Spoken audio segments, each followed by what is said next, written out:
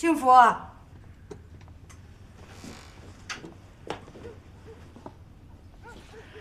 你明天回门的东西都弄好了，要不要看看去啊？不看了，你们要带啥带啥吧。青来，你看看去。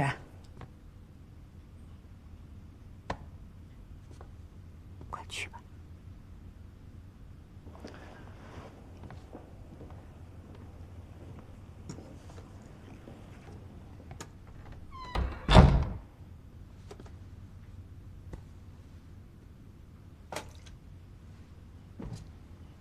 我知道你怪我骗了你了。我当时也是实在想不出啥主意来了。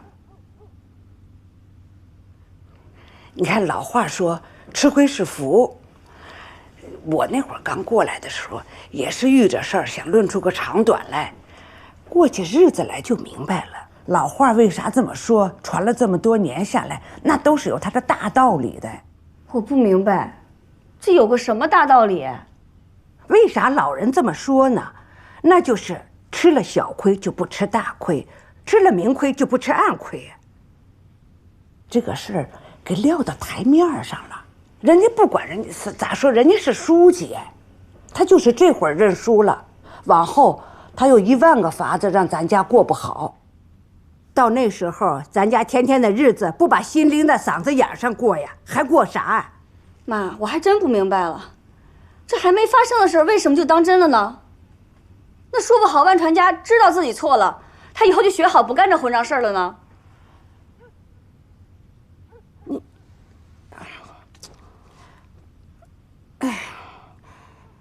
行，幸福，算我话多了。你看啊，明天你就回门了，回去你问问你妹妹，看她咋想的，好不好？这件事不管咋说，她才是正主，是吧？行，我回去问问我妹妹。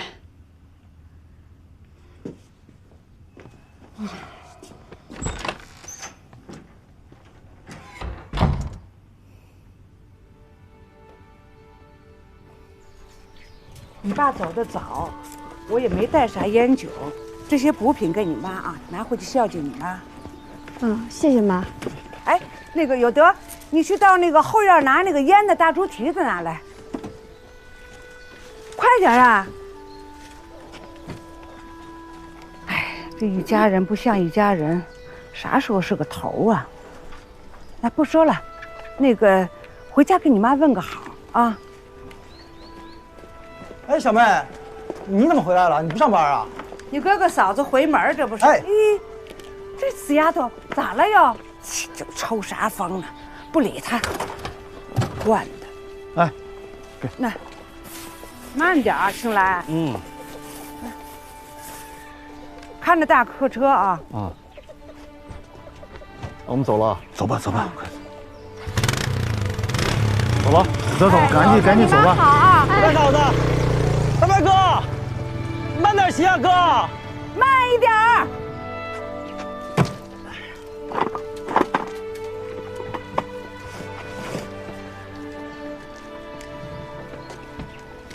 庆芝啊，你哥大事儿，这就算完了啊。接下来该你的了啊。你看城里这么多的漂亮姑娘，你就没一个看顺眼的？哎，要是有，提前告诉我啊，妈好给你准备。有倒是有一个。是哎，城里姑娘。她叫亚妮，跟我一样都在城里。哎，庆芝，她是城里户口还是在农村进城的？她就是城里人。哎呦，那还不带家来看看呀？妈，这八字没撇呢。城里的姑娘有啥好啊？费钱。你别瞎说，不听你爸胡说啊！你爸就拿钱亲。哎呦，亏他没钱，他要是有钱，娶媳妇干啥？抱着钱能过一辈子。妈，您不知道，这城里的消费啊，什么都比乡下贵。虽然我和丫妮是真心好，但压力也挺大的。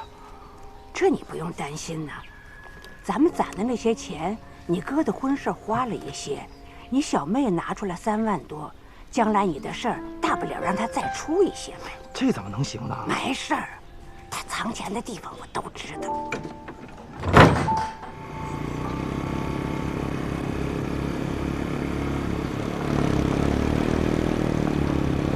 见了幸运，别提那事儿了，大事化小，啊。嗯。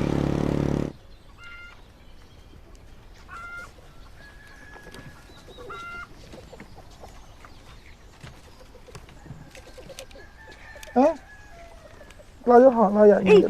别揉，别揉，拿凉水冲上去啊！快去快！这不是干活的。哎呀，啊！哎呦，哎呀！哎呀，干嘛？你干嘛去啊，小美？你干啥？哎，孩子，你这是干嘛呢？这是？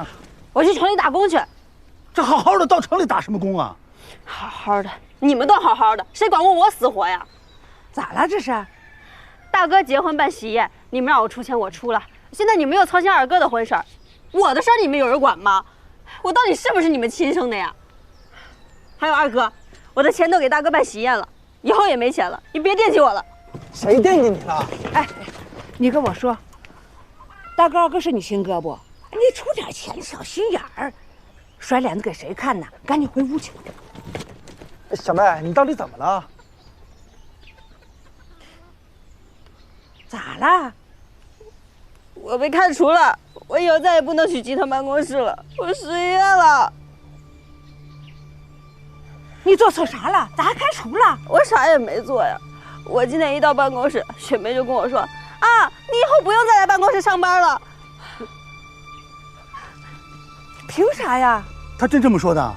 啊，那杀人犯还得有个罪名呢，他凭什么开除你？你嫂子打了传家的事儿，对不对？那除了这事还能有啥事儿啊？那现在整个公司都在传，说我嫂子要跟陈家哥打官司呢。我就说吧，刀把子在他们手里，他要杀你有1万个理由。我算是看明白了，这个家有他在就没有我好日子过，我还不如去城里打工，养家为亲。哎，这秀玉呀，集团现在给你这个工作比城里大学生挣的还多呢。钱，你就知道钱，你知道别人怎么说我吗？他们都说我跟陈家哥不三不四，所以才进的集团办公室。我学财会，就是想凭自己的本事堵上那些烂人的嘴。现在可好了，嫂子把陈家哥也得罪了，我干脆连办公室也待不下去了。我留在这干嘛呀？我留在这丢人现眼吗？哎，小妹，小妹，小妹，我不相信万书记是那种小肚鸡想打击报复的人。如果真的是那样的话，我无论如何也要跟他理论。你听二哥的啊，咱们回去商量商量。对，来回来，先回去，先回去，回屋去，回商量啊。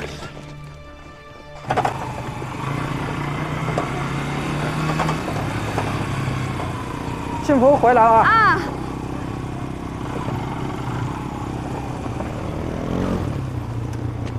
啊！妈，哎，妈，幸福回来了。幸运呢？洗澡呢，打从回来就一天洗3次，你去看看他去吧。行，那我去看看他。星月，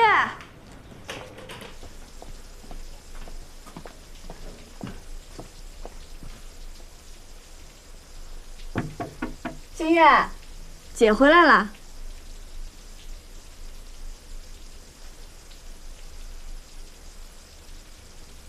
星月，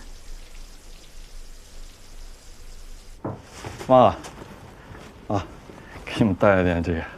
来就来呗，还带什么东西啊？多浪费啊！这都是当时结婚的时候准备的。这大老远来的，我去给你倒点水。哎，不用妈，我不渴。那个，幸运妹子还好吧？哎呀，好什么呀？这一天3顿，要不送到嘴边求着吃就不吃。她那个男朋友也是，天天打电话问摸哪儿了，有没有被人看。你说让幸运一个大姑娘怎么说呀？都是那个陈家他们这个闹婚闹的呀，就是。要说你也是啊，你这当姐夫的，当时怎么就不拦着点儿，挡着点儿啊？我当时，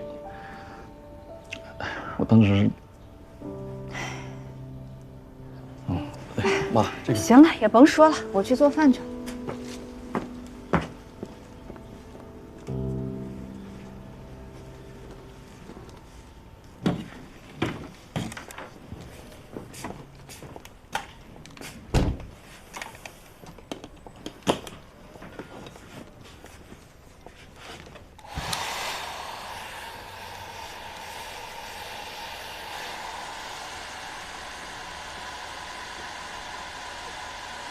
你咋了？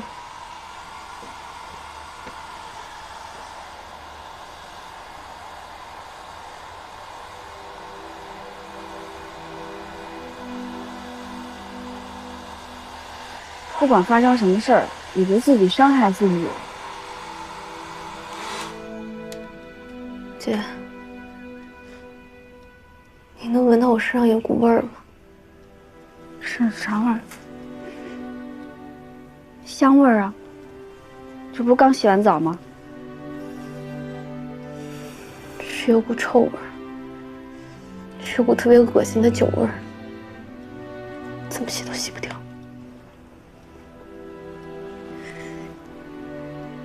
幸运，你跟姐说，你有什么憋在心里的，你跟姐说，你咋说姐就咋去做。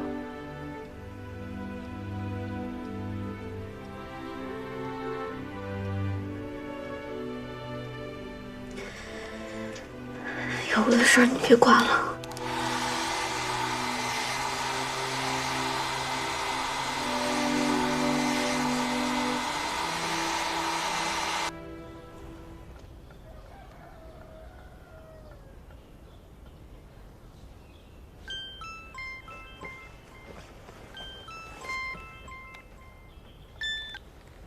喂，天之啊。哎，哥，你跟嫂子什么时候回来啊？怎么了？小妹被集团开除了，现在闹死闹活的要去城里打工去。我跟爸妈拦都拦不住，小妹最听你的了，你赶紧回来劝劝她。他被开除了？为啥呀？就因为那事儿啊？哥，他们欺人太深了，这谁的债谁背啊？干嘛冲着小妹来呢？爸妈让我问问你们什么时候回来。现在我们就回来。幸福，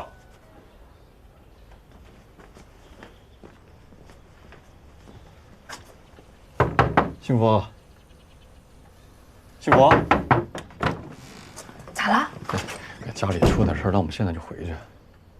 我们现在这样我走不了，有什么话等会儿再说吧。不是，幸福，幸福。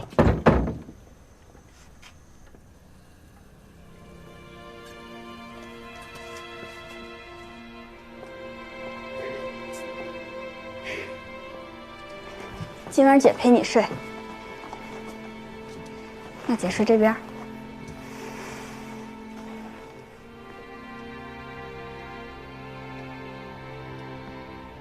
姐，真的好累，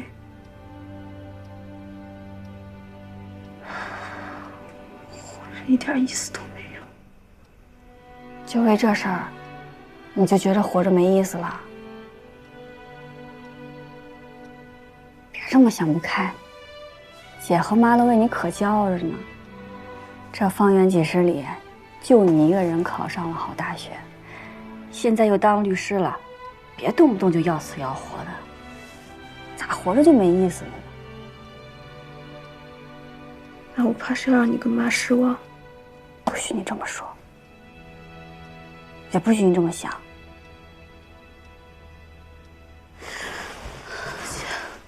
我根本就不是律师。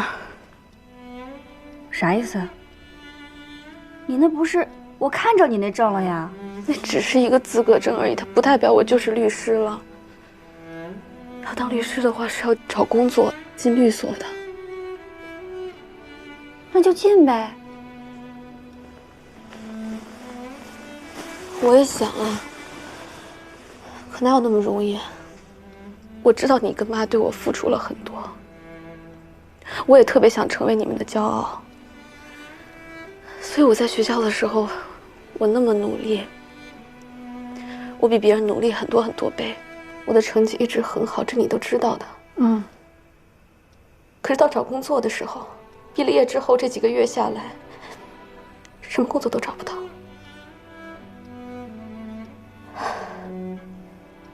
大勋说他爸爸可能可以帮帮我，现在难说了。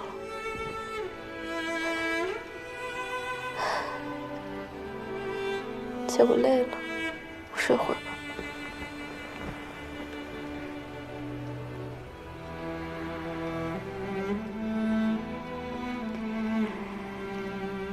星月，咱没啥关系背景，但是只要咱努力了，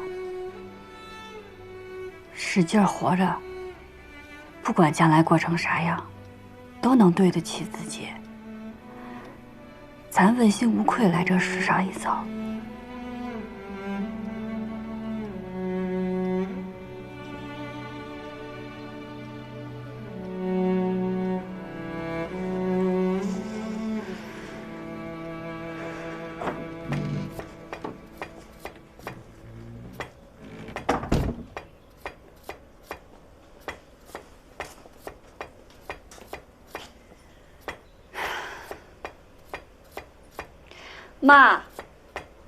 妈，我出去一趟。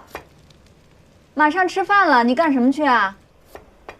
我要去报案，我去告那个畜生。啊，不行，不行，不行！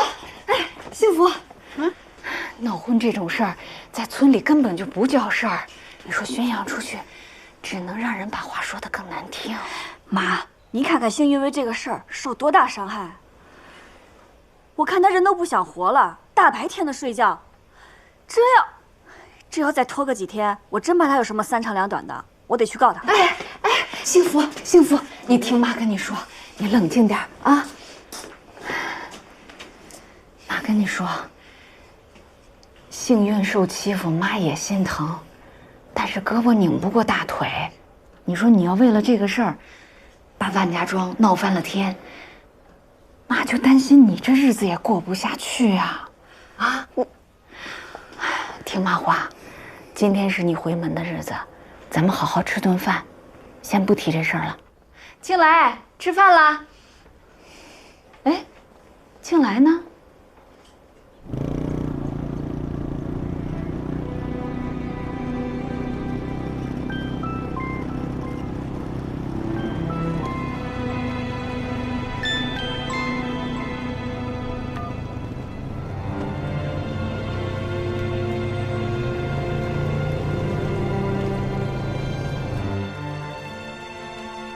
咋回事啊？怎么又不接电话？算了，不管他了，咱先吃吧。妈，我给你盛汤。你这一回来就一脑门子扎到你妹屋了，我这光顾着做饭也没顾上招呼他，这肯定是觉得自己被怠慢了呗。这回自己家又不是回别人家，他还真当自己是客呀。我妹的事儿，他也不上心。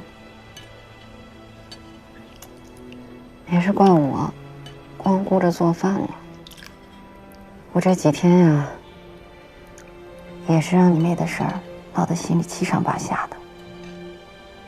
什么叫我弄的呀？现在是在怪我吗？不怪你，妈就说这事儿，不怪你啊。吃吧，先吃饭。先吃饭。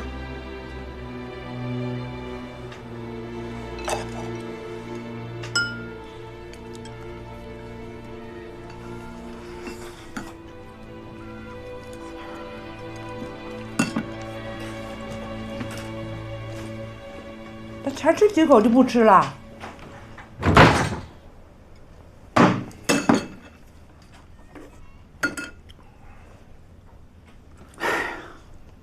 本来想着我跟你妈给外甥媳磕个头，赔个罪，这事就过去了。可是你嫂子非要多事儿，你说她怎么那么多事儿啊？哎呀，爸，我觉得这事儿嫂子没有错，这事本身就是传家哥有错在先嘛。你懂个屁你！整天就知道念书，把脑子念傻了你。一家人地里刨，嘴里省的，供你上研究生，有啥用？有本事你把你妹的工资找回来。你干啥去？我找传家哥说说去。你还真去啊你？人家是集团领导，你算老几呀？妈当初答应这门婚事啊，就是看着庆来憨厚老实又勤恳，你嫁过去挨不了欺负。没想到这孩子气性这么大。有气性，没血性啊！我姐就不应该嫁给他。别胡说，那是你姐夫。我说错了吗？姐夫，他要真是我姐夫的话，他能在那儿装听不见吗？我那天喊的那么大声，我姐在屋里都听见了，他在那儿装聋。景韵，今天是你姐回门的日子，咱能不能高高兴兴的吃顿饭，不提这事儿了？懂点事儿啊！我懂不了事儿。哎，馨月，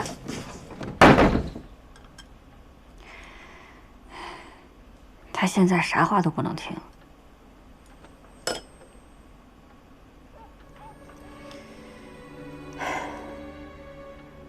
有些事儿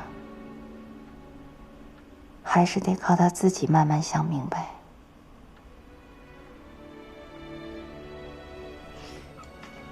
你这几天在那边过得怎么样啊？他们欺负你了没？他们哪能欺负我呀？我是何幸福，可不能受欺负。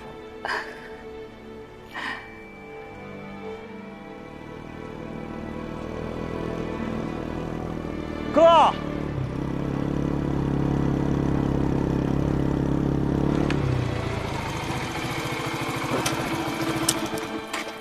你怎么自己来了？嫂子呢？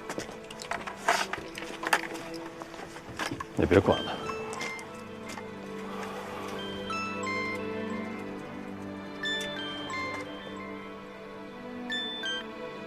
不是，嫂子电话你怎么挂了？你见着传家了吗？门卫说传家哥不在。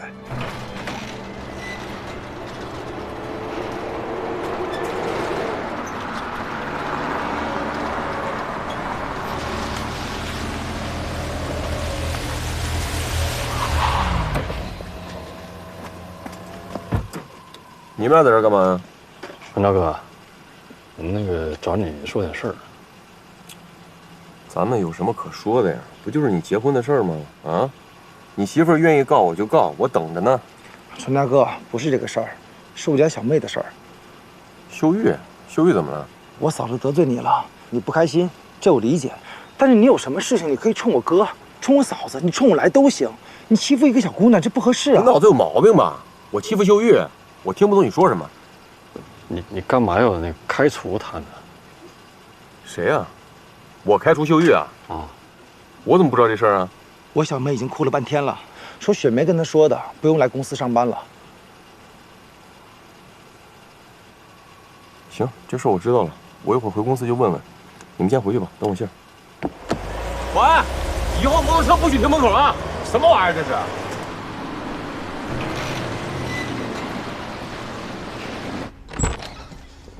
合作方来电说，他们已经拿到保健品书。你什么时候来的？我不能来啊，找你有事儿呗。你接着说。张总说他们正在起草合同，等合同做好后，我会先发给我妹看看。哦，这事儿那个万董事长知道了吗？知道了，万总说别光等着人家拿合同，让您先出个合作方案给他，他好心里有数。行，放下吧。你去把那个雪梅给我叫过来。好的。说吧，来找我干什么？咱们卫生院想进一台 CT 设备，院长让我来跟你说说。你们院长是真会使唤人。什么设备？CT 设备能发现早期癌症的那种，县医院都没有呢。需要多少钱啊？可能要100万左右吧。回头再说吧。别回头再说呀，来就是为这事儿找。小问怎么着啊？问你个事儿啊。修玉是你给开除的？我让他开的。什么？你让他开的？凭什么呀？王家媳妇儿都把你砸成那样了，你还养着他们家丫头，我咽不下这口气啊！这种事你都敢自己做主啊？你没事吧你？你说开谁就开谁啊？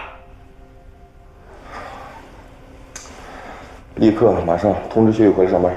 好的。你打我！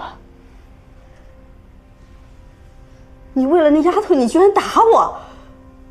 你是不是跟他有一腿？你脑子有病吧？你别以为我不知道啊！在你心里，我是不是跟谁都有一腿？公司人事这么大的事儿，你敢插手啊？你让我的脸往哪搁？你让老万的脸往哪搁？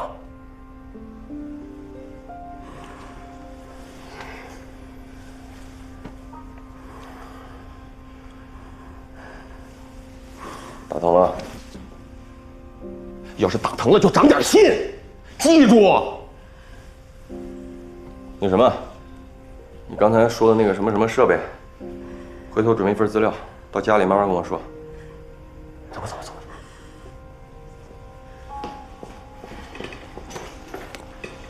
吧。哎，从今往后别到集团来了。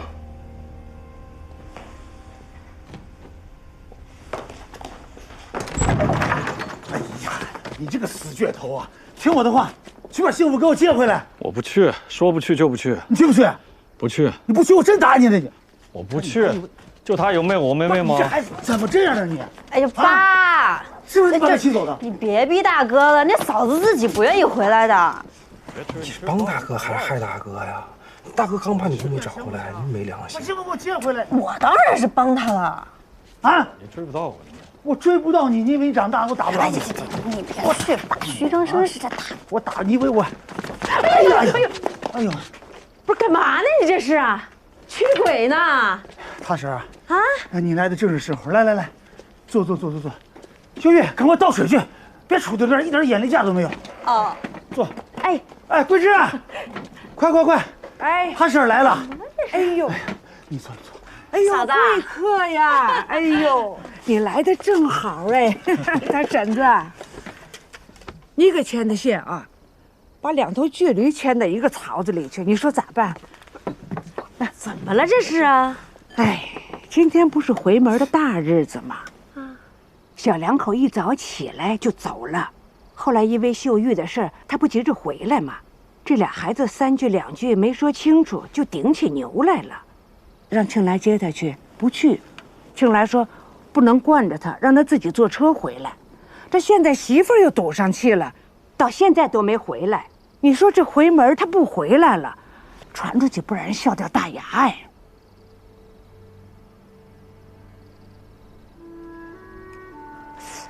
我估摸着，还是为了幸福妹子的事儿。这回了娘家，不能少说了这事儿。对，指定是为这事儿。就是为这事儿啊！按说他妹子在万家庄受了委屈，回到家里大人是不高兴，对吧？但是你话说回来，这也不是我家的错呀。哎，他婶子，我寻思着呢，不让庆来去接他也挺好的。他笨嘴笨舌的，你知道，刚过上日子就压他一头，那往后咋降得住啊？是不是？大婶啊，你看。庆来这门婚事啊，是你当的月老，那还得麻烦你再跑一趟，到幸福娘家去，帮我们说和。你看看你们俩，我这板凳还没坐热乎呢，这是又给我派活儿。谁让咱们是自己人呢？你就辛苦跑一趟，等事儿成了，我让他爸再给你拎只大猪头。拿人家的手短，谁让我吃了你们家猪头呢？不过今天天有点晚了，明天早上天亮，我过去说试试啊。哎呀，太好了，辛苦。我不是说了吗？真的没事儿。什么叫真的没事啊？电话里我都听到了，他们到底怎么你了？他们没有怎么我，他们，这就是我们这儿一个习俗，就是闹婚而已，什么都没有。大勋，没有？那你当时还喊救命，还骂人家流氓，我都听到了。我可以肯定，不像是闹着玩的。真的什么都没有，我们不要再说这件事了，好吗？不说这个，我们就没有别的可以说了吗？为什么一定要揪着这件事不放呢？这事我们就别提了吧。为什么不能提啊？我就是好奇，想知道你们乡下人闹婚到底怎么个闹法。真的什么都没有，大勋。星爷，我这几天也问了一下，他们告诉我说乡下闹婚什么事都干得出来。你是我女朋友，我有权利知道。我就是想知道他们究竟对你做了什么，我不该知道吗？他们没有对我做什么，真的什么都没有。你到底还想知道什么呀？我就想知道他们到底摸你哪儿了？为什么单单闹你，那没有闹别人啊？我也想知道为什么没有闹别人，单闹了我。我也想知道为什么。为什么你要一直逼问我呢，大勋？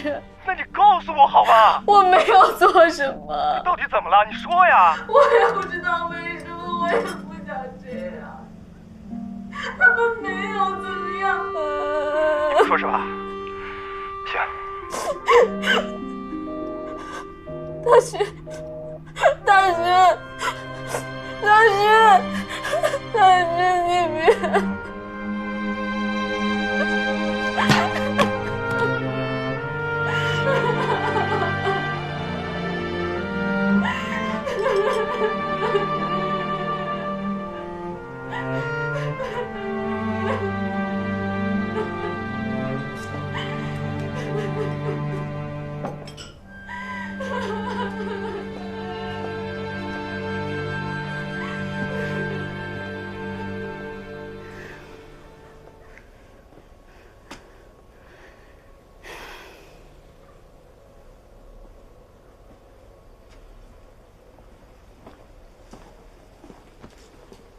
幸福啊，妈，我觉得幸运这样下去可不行，他现在还在那屋打电话嗷嗷哭呢。这以后日子可咋过呀？你还是想想你的日子怎么过吧。我能咋过呀？我该咋过咋过呗。主要还是他。等熬过这段时间吧，慢慢就好了。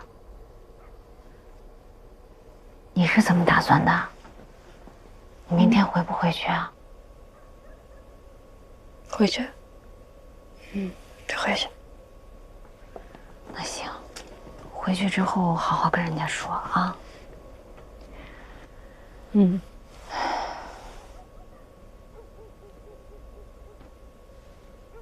不行。我还是觉得得让青来八抬大轿把你请回去。否则的话，你就在家踏踏实实的住着。妈，您都把我弄糊涂了。您刚才让我回去好好过日子，现在又不让我回去了。我不回去，我咋好好过日子啊？你不懂，这是人家给你立威呢。青来没这心眼儿。青来是没这心眼儿，但是他妈不见得没有啊。你要是这次就这么上赶着回去了，你这辈子在他们家都抬不起头来。以后要遇到什么事儿，那你肯定争不过人家。一起过日子有啥好争的？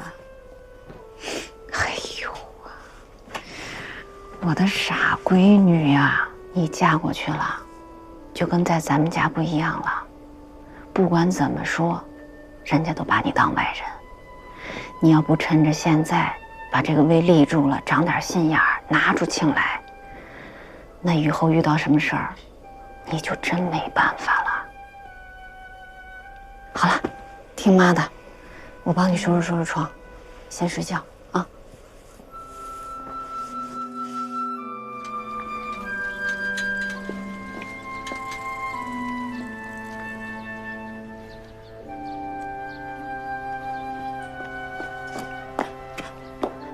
妹子，在家呢。哎呦，大婶子，你怎么来了？哎呀，我路过来看看你。哎呀，快进屋，快进屋，快来。来，快坐下。哎，你也坐啊，坐吧，坐吧。我给你倒杯水啊。哎呀，你说我呀，往你们家跑的这个勤呐，知道的是我给你们家说了一门亲，不知道的还以为我又瞄上你二闺女了呢。哎呦，你可别说我二闺女了。你这今天来呀，还能看见他人，你要是明天再过来，说不准看见的就是尸首了。这话怎么说呢？哎，你不是在场吗？这么大事你能不知道啊？大婶子，我也不是怪你啊。你说了这么多年的亲，你听说过大伯哥闹小叔子婚的吗？没有吧？这大伯哥闹小叔子，那就不是闹婚，那是耍流氓。那一院子的人呀，那眼都瞎了，这是装看不见呢。有这么干的吗？他们？我这二闺女是大学生，脸皮子薄，回来这不就要死要活的？你说我该怎么办？哎呀，妹子，这事儿啊，我先给你道个歉啊。哎呀，你说怎么就那么寸？那天呐，我真是累坏了。那酒啊又喝得急了点儿，醉了，我就先回去了。你说我这前脚刚走，后脚就出事儿了。要我说呀，就这事儿啊，别管他是谁，咱们占理儿，不给个说法啊，坚决不能回去。说得对，我们现在啊，就是想要这个说法，在理儿。可幸福把书记儿子脑袋砸破了，满脸的血呀，缝了好多针呢。听说现在头还疼呢。他把人给砸了啊？没听说呀？没说呀？没听他说呀？那肯定是怕你知道啊，担心。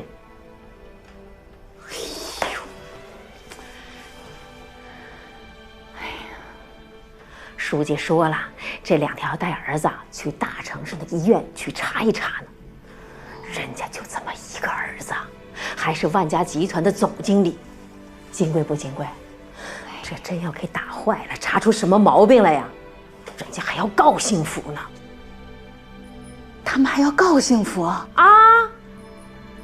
这幸福出手那么重啊？可不是嘛！我呀，刚从万家庄过来。哎呀，你是不知道啊，那庆来和他妈这2天因为这事儿啊，天天上那卫生院门口和书记家门口去站着去。但凡能抽出身子来啊，你说能让我一个人过来看幸福吗？你说怎么这么没轻没重的？你说这孩子，哎呦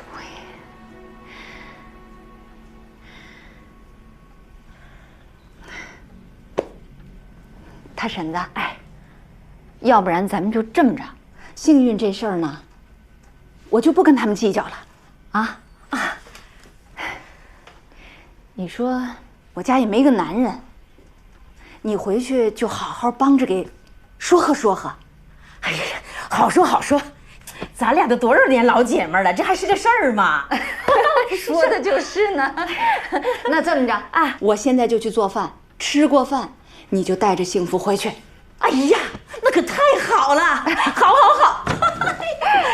婶子，你没事可别吓唬我妈，我是砸了传家的头，可没你说的那么严重啊。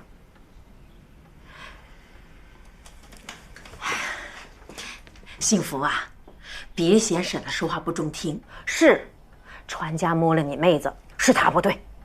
不过，你不也把他脑袋砸破了吗？那是我妹，我亲妹被人欺负了，我能袖手旁观吗？你有没有想过呀？这件事儿从头到尾，你说那老王家有什么错啊？啊？因为你这事儿。这2个老的天天去给书家磕头认错，你说这老两口他容易吗？哎，他们干嘛要去给书记认错呢？哎呀，行，这事咱都不说了，就说新媳妇回门这事儿啊，老规矩，回门当天必须回婆家，这事儿你知道吧？啊，你说几十年的老规矩，你说破就给破了，让婆家在村子里都留下画饼了，这事儿你没有错啊？这也赖我呀！我昨天是要回去的，这庆来招呼都没打一声，他自己就先走了。对，是这么回事儿。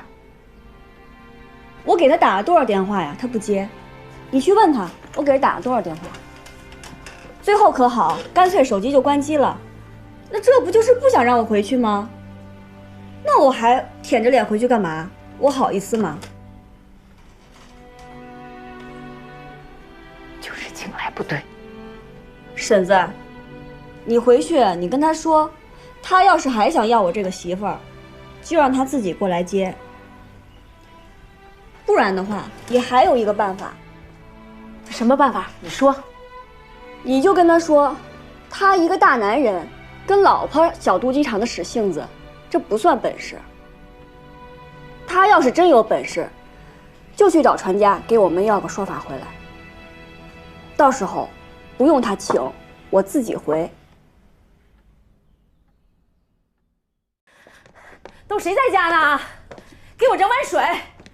这半天跑的腿都跑断了。哎呦，来，正好喝我这个。快这个，来，这气。哎呦，累坏了。这还惹了一肚子气，还。哟，咋了？他不回来了？嫂子，我眼拙啊，给你们家牵了头倔驴了。回头我把那猪头啊给你们家还回来。这门亲事啊，算我说瞎了。你看你。婶子，他怎么说的嘛？庆来呀。你是个男人，有个男人样啊，别跟女人一般见识，你就低个头服个软，把老婆接回来，这不就万事大吉了吗？那凭什么呀？哥，不能惯着，惯出毛病了都。哎呀，现在都用你大人说话。哎，那2只鸡跑出来，你2个快吃，把它逮回来，快去，去，等我，你俩弄进去，快去，赶紧出去。幸福咋说？幸福说了，说啥？幸福说了，要想还要他这个媳妇儿啊，就让庆来8抬大轿去抬去，要不的就在娘家住下了，让庆来看着办。对了，还说了，庆来要是个男人，就去找船家给他妹子讨个说法，讨来了呢，就不用8抬大轿抬了，他自己麻溜就回来了。这是原话。8抬大轿抬他，还要给他妹子讨说法，是，真反了他了，真是。真像我年轻时候的性子，这要一叫就回来，还怪了呢。他婶子，你听我的啊，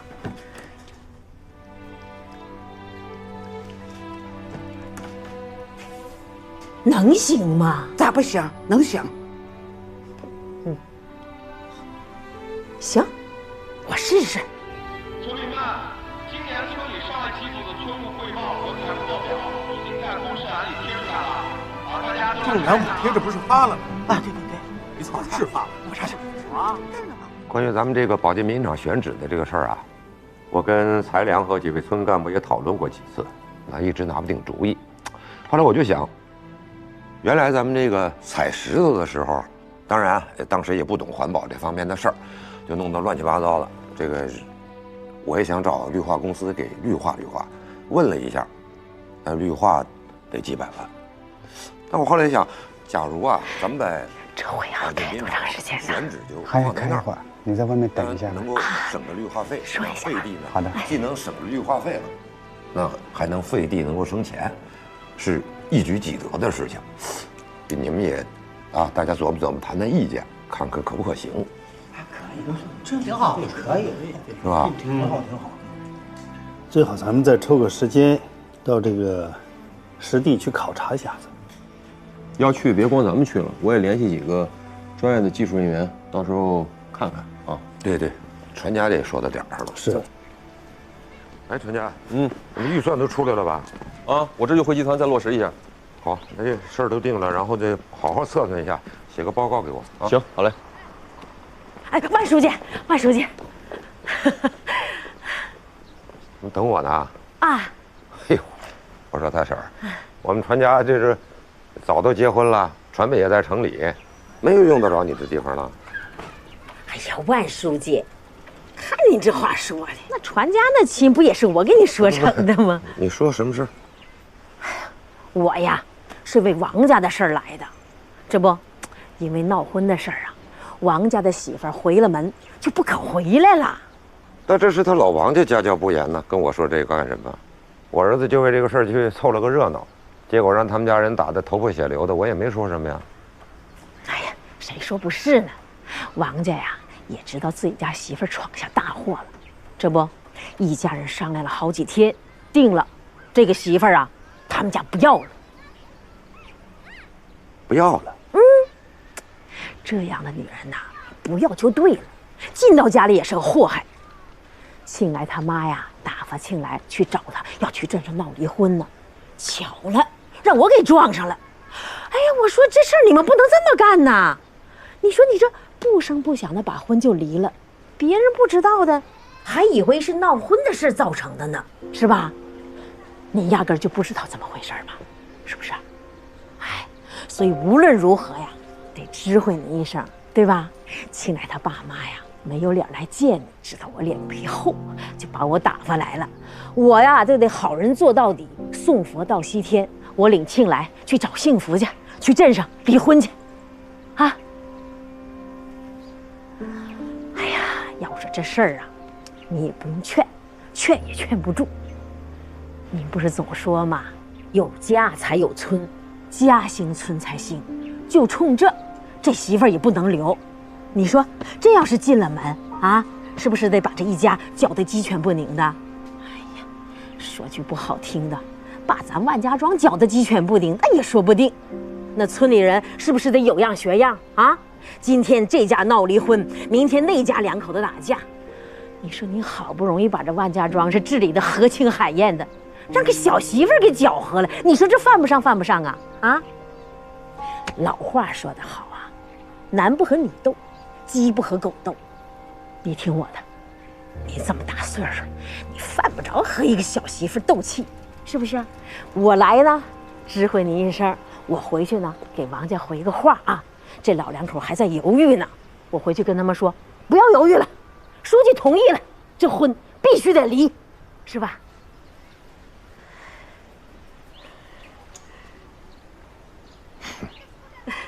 大婶啊，哎呀，人都长着一张嘴，要不怎么说你这张嘴能挣着钱呢？有道理。我管理万家庄，讲究的是家文化，他老王家能够意识到这一点，很好。家和万事兴嘛。娶进门来一个不守规矩的媳妇儿，想休了，用不着我这个当书记的开证明吧？不是想离婚吗？那就离呀！结婚自由，离婚也自由。我管天管地，管不着人家休媳妇儿。你回去告诉老王家，想结想离，这是他们家的私事，村委会管不着，我也没这个闲工夫。不是，万书记啊，哎呦，啥？我可是全按照你教我的那么说的呀。那你看，书记没上套。你这倒好，弄假成真了还。你说你这婆娘就是能不够，净出这馊主意。现在要是不离吧，你不糊弄领导吗？那要是离了呢？那我们家彩礼怎么办呢？还有，办婚礼的开销，这不全打水漂了吗？婚床还没捂热呢就离婚，你这庆来还怎么做人呢？这不成了笑话了吗？你让孩子的话成不成心了？你说。不对呀，那万书记大会小会不都说家和万事兴，家和万事兴吗？啊，那村上好几对要离婚的，不都让他和好了吗？那咋到我家的？哎，他婶子，要不然那个再劳烦你跑一趟，你跟我家那不懂事的媳妇说一下，你说他要是再不回来，那我家不想离，那也得离了。可是啊。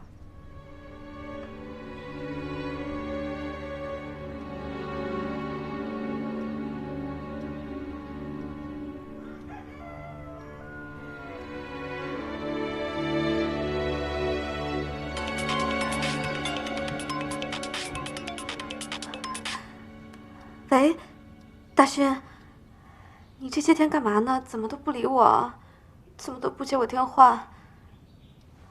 你是不是还在生我气啊？别生气了，好不好？是幸运吧？我是大勋的妈妈。阿姨，大勋呢？姑娘，有些话大勋说不出口，我帮他说。你是个很优秀的孩子，但是你跟他不合适的，不如趁现在就早点分开，互相都别耽误。阿姨，大勋在哪儿？让他亲口跟我说。大勋来嘛，那也是这些话呀。姑娘，有些话我们不说破，那是给你留面子。面子？我要什么面子呀，阿姨？我现在已经没有脸了，我不想要这些，你就告诉我为什么？你真的不懂吗？那你的事情啊，我们都知道了。你知道的，我们家亲戚朋友很多的，那身份也都不大一样。要是以后这个事情传出去的话，那我们在亲戚当中不好做人的呀。你跟大勋啊，就到此为止吧。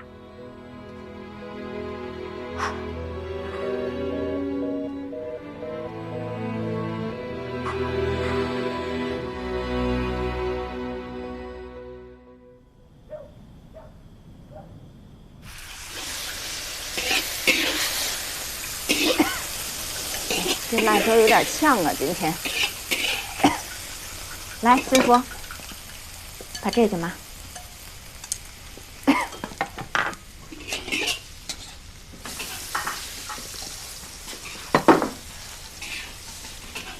新月，吃饭了。新月。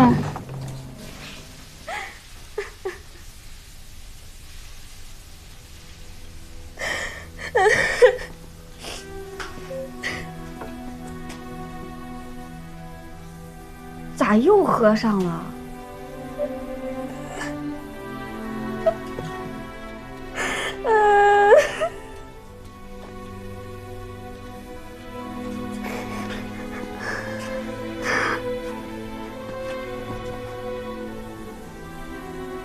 姐知道你难受，但你老这么喝酒糟践自己，也不是个事儿啊。别哭了，哎呀，别哭了，啊！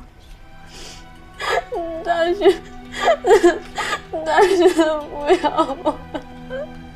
为啥？我电话里听到了我被那帮混蛋，他觉得丢脸。啥？你被人欺负了，他还这么想啊？他觉得我被人摸了，他觉得我脏了。请你知道那一刻我什么感觉吗？我就像一把刀插在了我心上。在这件事之前，我们两个真的很好。他还跟我说过，他会带我去见他父母，他会跟我结婚，他会永远跟我在一起。他让他妈妈给我打电话。他妈跟我说，他们家的亲戚有很多，他不想让他们丢脸。你知道吗？那一刻我突然间觉得，不管我怎么努力，不管我怎么优秀，在他们眼里我都是低他们一等的，我们不平等，你知道吗？姐供你读大学，可不是让你这么想的。他们出生就是天上的凤凰，跟我呢？他们越是瞧不起咱们，咱们越要好好活着。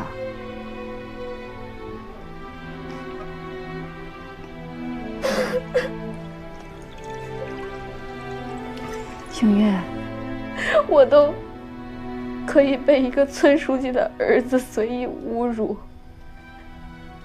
他们对我一点歉意都没有，我算什么呀？我觉得我什么都没有了。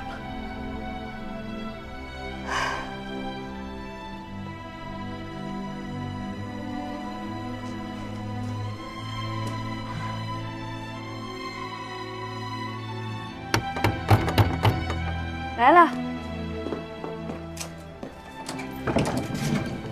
婶子，你来了。那进来说吧。啊。啥意思？就这意思。幸福啊，你就听婶儿一句话吧。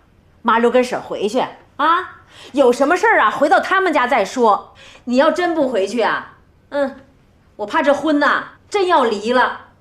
那这么说，他家就不想要我这个媳妇儿了呗？不是他们家不想要了，是人家不敢要了。他婶子，哎，你说咱姐妹这交情，那是亲姐妹的交情，是不是？哎呀，是。你跟我撂句实话，他们家是真动了离婚的心思了，还是跟我耍心眼子呢？我就实话跟你说了吧，王家呀，因为你们家幸运的事儿啊，彻底把书记给得罪了。这回呀，是真动了离婚的念头了。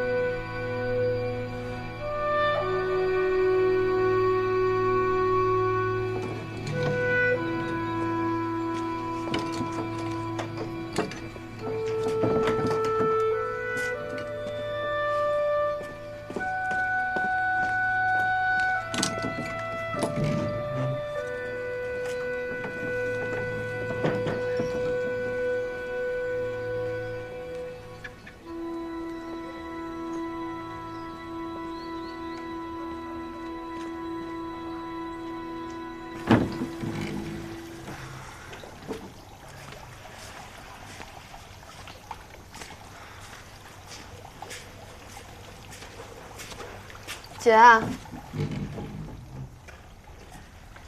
妈，我姐呢？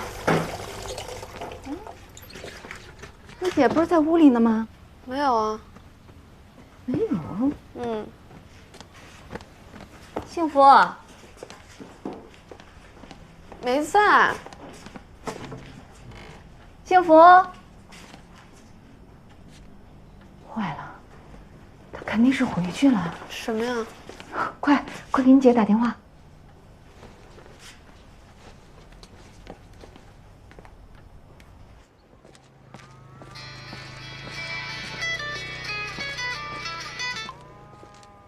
喂，姐，你上哪儿去了？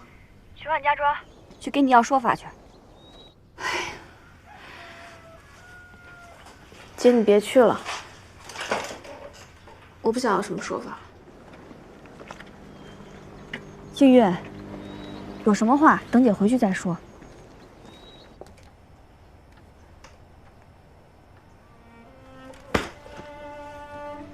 你说怎么就这么倔？你说，商量都不商量，他这是不想过了，他这。妈，姐真的要离婚吗？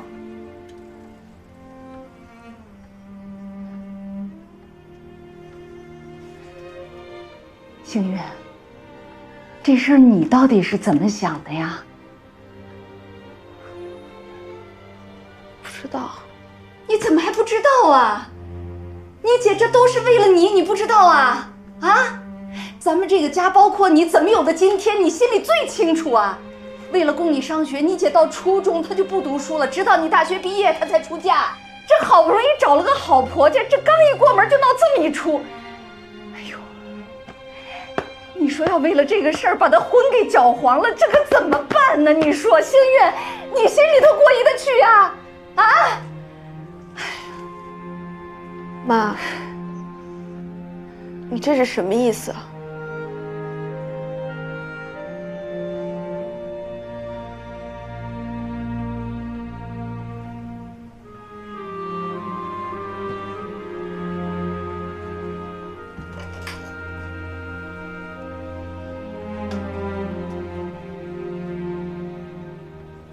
幸运，你和你姐都是妈身上掉下的肉。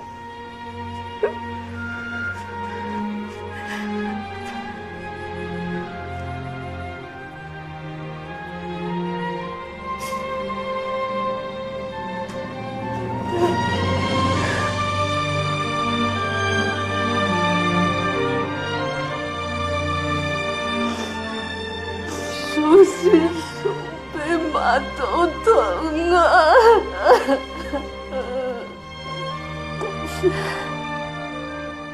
事情已经到这步了，就算你姐让他们道歉了，又能怎么样？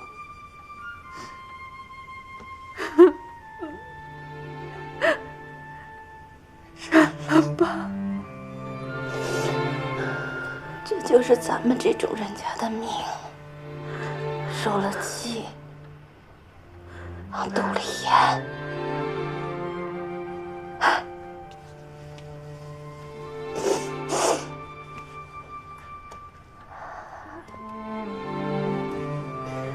好好的啊，我的闺女，妈相信你。一定会好好的。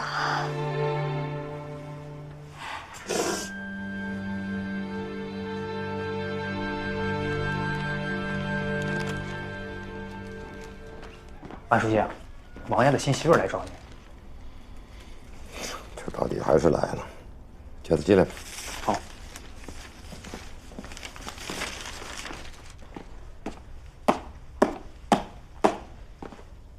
万书记。你又是来找我要说法的？是。我听说为此事，你婆婆已经不打算要你这个刚进门的儿媳妇了，是真的吗？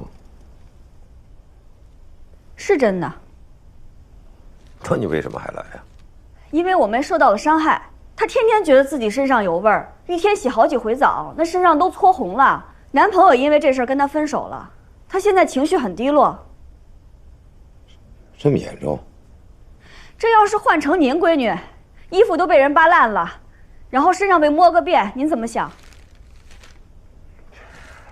混蛋！书记，这不叫闹婚，这叫耍流氓。那我必须得要个说法。他们老王家不敢要说法，那是因为您是书记，您是领导。但是我不怕，就是因为您是书记，您是领导，那是领导更应该讲道理才对。那我要不给你这说法呢？那我就往上告。要是我给了你这说法，你还离婚吗？那就要看婆家的意思了。我不想离婚，但是为了这个理儿，非要离，我也认了。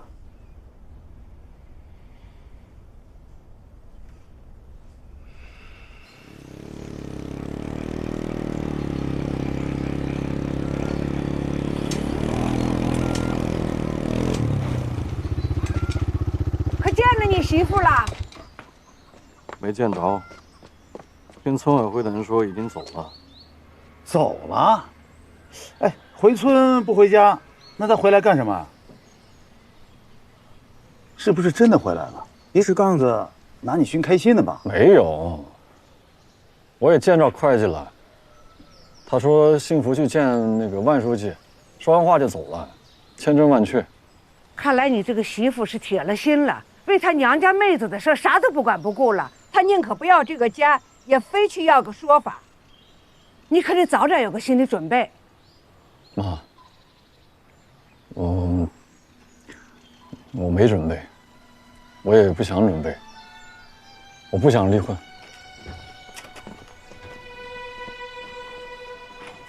如果这门亲事就这么散了，你得把彩礼钱给我退回来。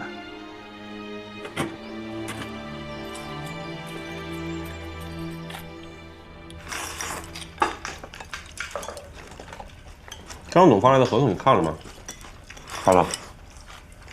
觉得怎么样啊？你觉得呢？这个保健品厂啊，既然要建在万家庄，就得冠咱们万家庄的名头。那要打咱们万家庄的牌呢，咱们万家集团就得占大股份，这样以后在运营的过程里，咱才有话语权。要是这样的话，这投资要比预计多了。多新鲜呀！投的多，占的股份多，以后挣的还多呢。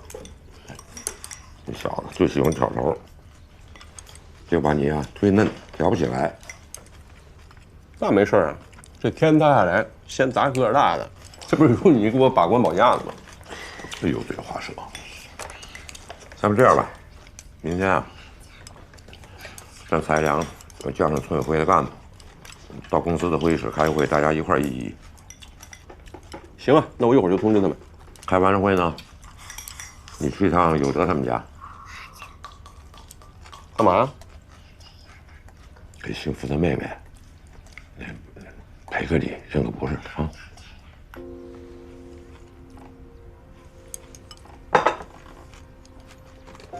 怎么了？什么怎么了？我跟他道歉，我不去，我丢不起那人。他给船家头上打那么大一口子，到现在还疼呢。当时没让保安队给他拉出去打一顿，就够让他了，还给他道歉。混账话！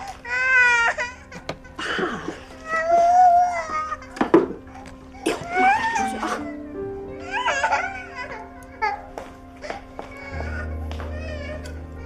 你把人家给闹得不成个样子，道个歉怎么了？又不能掉块肉。他下手再重点儿，就不是掉块肉的事儿了，我这小命都没了。人家不是给你赔了不是的吗？你怎么就不能给人家赔个不是啊？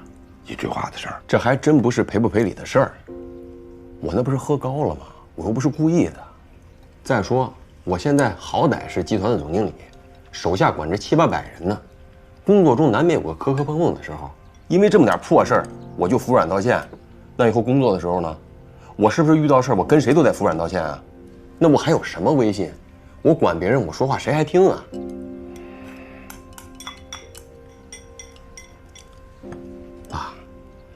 这闹婚自古就有，又不是从我这儿开的头，谁家结婚不闹啊？对吧？那不是他王有德家啊，请我求着我去闹的吗？你是大白哥，谁闹又轮不到你闹。再说了，你们闹的也太过了呀！有你们那么闹的吗？把人衣裳都给撕了。乐，人家好歹是个女大学生，还没嫁人呢。她嫁了人谁还闹她呀？我意思是说，就算我闹得有点过头了，对吧？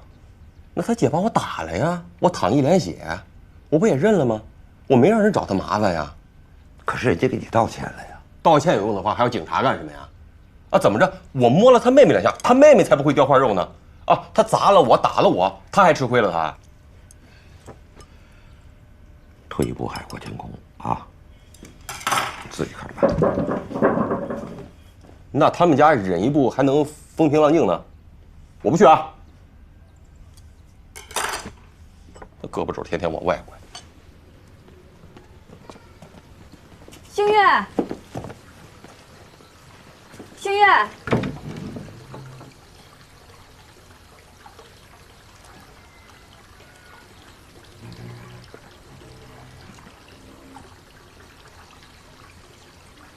妈，哎，妈，幸运呢？我看她东西都不见了。你妹妹回城里了。啊？给你留了封信。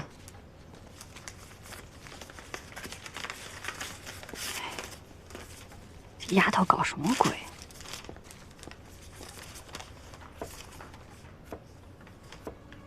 姐，我走了。无论你去找他们的结果是什么，我都不在乎了。行，总之，我被那帮流氓害了，再也回不到从前了。大勋也离开我，我认命了。但不能再让这件事害了你们，再这样下去，你的日子也过不好。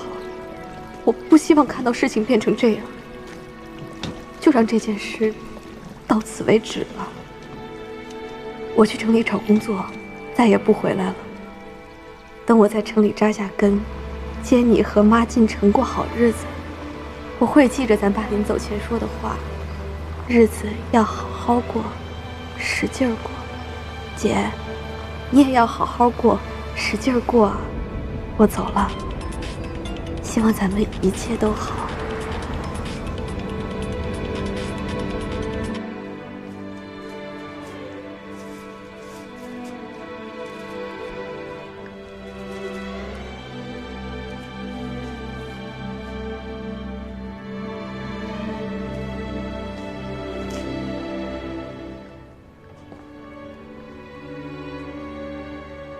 算了，别打了。您说他这是干嘛呀？我都已经跟万书记说好了，万书记答应我会给我们一个说法的。哎呀，我的闺女，就别要说法了啊！你要知道，幸运走，他就是为你着想，他不想因为自己的事儿，把你好端端的婚事给毁了。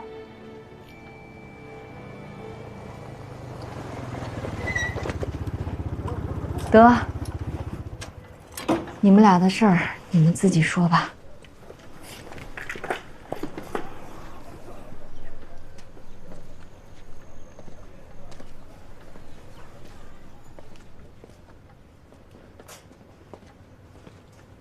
媳妇，我来接你回家，过去的事儿就算了吧。啥就算了？你不是想离婚吗？我就是不想才来接你的呀。你不是去找那个万书记了吗？嗯，书记会给你说法吗？万书记答应会给我一个说法。不可能的。这有啥不可能的？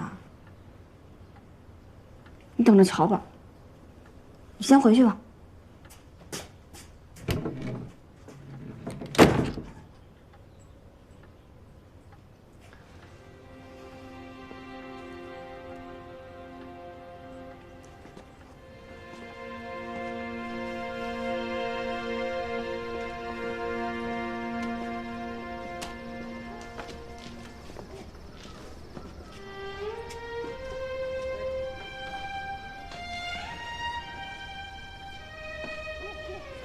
发财。万书记遛弯呢。等我点炮是吧？我跟你说，棺材才点炮了，我才不点炮。去吧。哎，书记，吃饭了吗？万书记，没玩钱吧？没有。我玩钱我就踢你。玩吧。好。9万，就给我。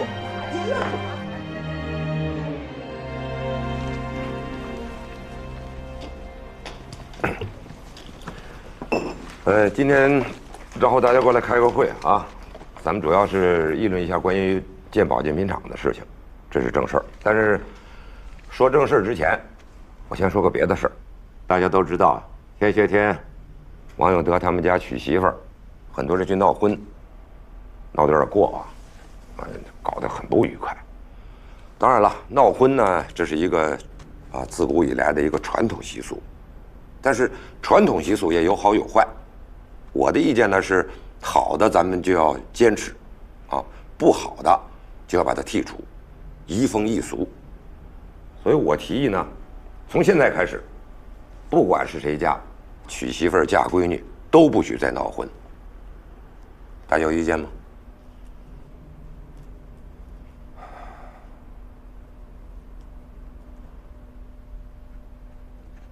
你们能不能明确个表态？有没有意见对这个事儿啊？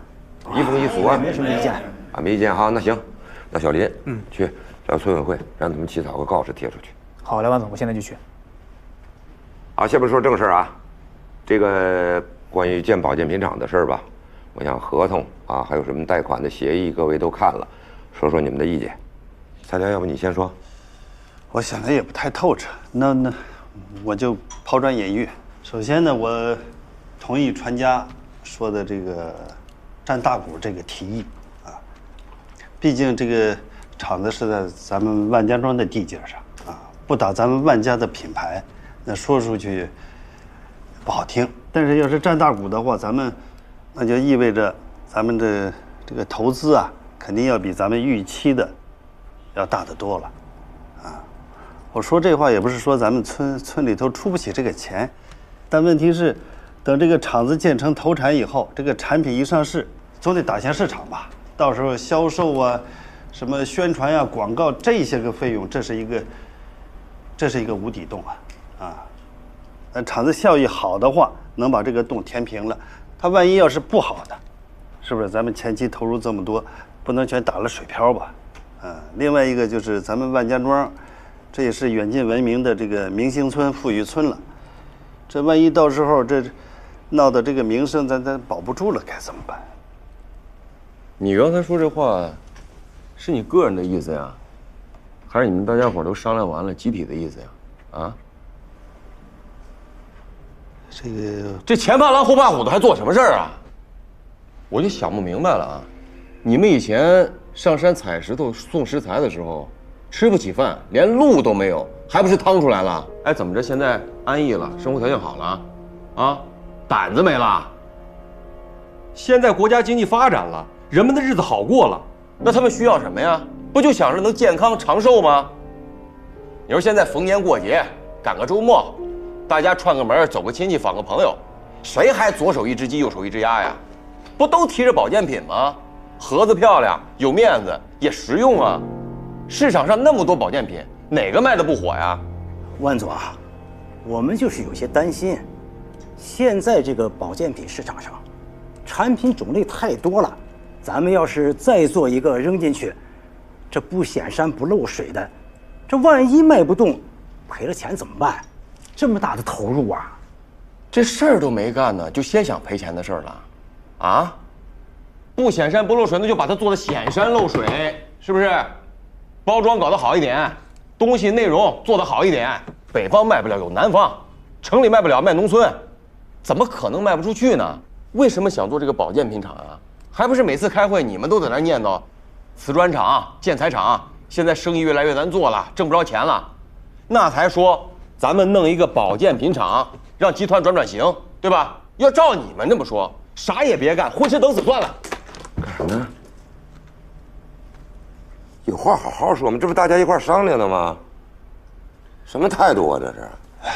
书记，船家说的也不是没有道理，反正伸头也是一刀，缩头也是一刀。大家的意思就是说，先把这个困难呀都想到了，这样等困难真来的时候，不至于措手不及嘛。未雨绸缪，是吧？困难肯定是有的，是吧？但是大家咱们呢，不能被困难吓倒。过去咱们没钱的时候、穷的时候，咱们都走过来了。哎，眼下这点事儿，怎么可能走不过去呢？船家着急，这个心情可以理解，这态度是吧？要注意，是吧？咱万家庄应该说在县里、市里都算是明星村、富裕村，可是要把咱们放到全国、全省，咱就啥都不是，不能够现在就老婆孩子热炕头。万家庄的好日子还在后头，所以还需要大家齐心协力、团结一致，加油干！放心吧，万书记，你拍板指路，我们大伙儿跟着啊，不含糊。既然都没有什么意见了，那这个事儿咱就这么定了。好吧。您好，您好，我是之前联系过想来租房子的啊，是您啊，快进来啊，谢谢。用换鞋吗？啊，不用了，里面看一下吧。这间是厨房，公用的。哦。再往前的话是一间卫生间，也是公用的。刚好我们现在有2个房间在出租，朝南的是900块1个月，这间朝西的800一个月。这么小要800块啊？是的。能不能稍微便宜点啊？因为我刚毕业，还没找到工作。不好意思，小姑娘，这个是市场价，就这样。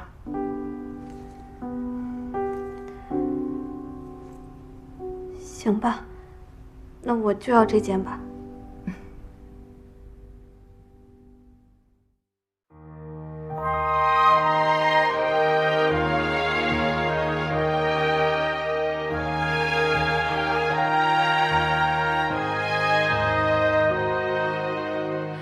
也许你人生残破，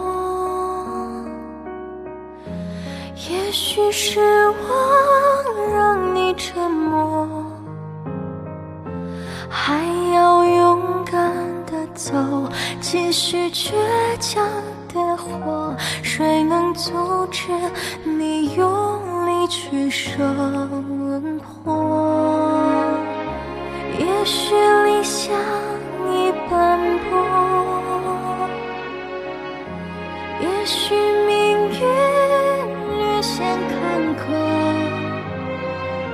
还要勇敢地走，继续坚强地活。谁能阻止幸福开出花朵？就算命运注定曲折，我绝不退缩。跌碎的梦再一次的重生，不登高山，不知天之高，不离深渊，怎知地之厚？别人说用全力拼搏，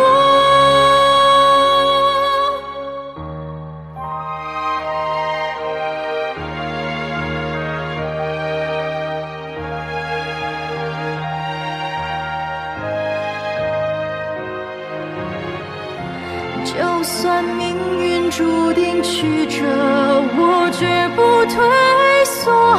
跌碎的梦再一次的重生，不登高山，不知天之高，